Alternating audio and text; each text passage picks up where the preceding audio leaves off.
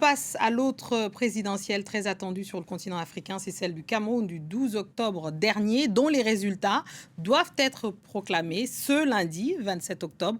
Une attente sur fond de tension dans plusieurs villes du pays. Le candidat Issa Chiroma Bakari, qui a revendiqué sa victoire, appelle à des manifestations dans toutes les villes.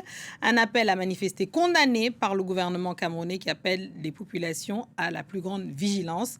À Yaoundé, les précisions de Marcel Amoko. Les rues, notamment ici à Yaoundé, la capitale, sont moins fréquentées que d'habitude depuis plusieurs jours et les populations font des stocks de provisions, signe que les Camerounais attendent avec angoisse la proclamation officielle des résultats de l'élection présidentielle du 12 octobre dernier. Une tension matérialisée par des violences dans plusieurs villes du pays et notamment dans le septentrion, le fief du candidat Issa Chiroma Bakari.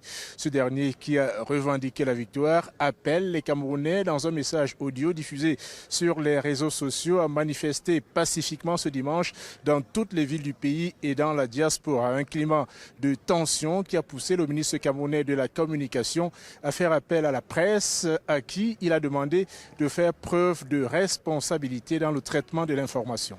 Au lieu de jeter de l'huile sur le feu